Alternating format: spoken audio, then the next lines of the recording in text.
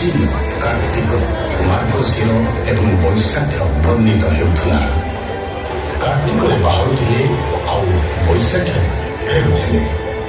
ଯିବା ପୂର୍ବରୁ ଏମାନେ ନିଜ ନୌକାରେ ଦୀପ ଜଳାଇ ପାନପତ୍ର ଏବଂ ଗୁଆ ରଖୁଥିଲେ।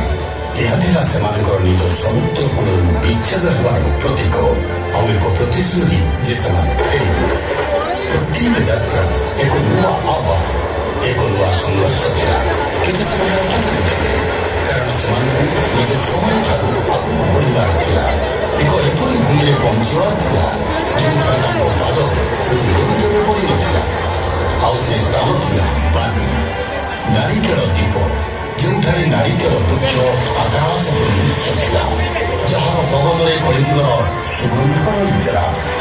ସେଠାକୁ ଯାଇ ସେମାନେ କେବଳ ବେପାର କରୁନଥିଲେ, ସେମାନେ ସେ ଭୂମିକୁ ଯାଇ କଳିଙ୍ଗର ଆତ୍ମା ଭରି ଦେଉଥିଲେ। ସେହି ଦ୍ୱୀପରେ ନିର୍ମାଣ କରୁଥିଲେ ମନ୍ଦିର, ନିଜର ଦେବାଦେବୀଙ୍କୁ ପୂଜା କରୁଥିଲେ, ନିଜର ପର୍ବପର୍ବାଣି ପାଳନ କରୁଥିଲେ।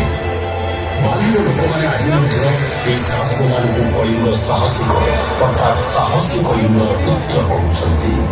ଏହା ସେପରି ଏକ ପରିଚୟ ଯାହା କୌଣସି ଭାଷା, କୌଣସି ସୀମାର ସୀମାବଦ୍ଧ ନୁହେଁ। ଏବେ ସମୟ ବଦଳି ଯାଇଛି, କିନ୍ତୁ ସେ ଭାବନା, ସେ ସମ୍ପର୍କ ଏବେ ମଧ୍ୟ ଜୀବିତ ରହିଛି।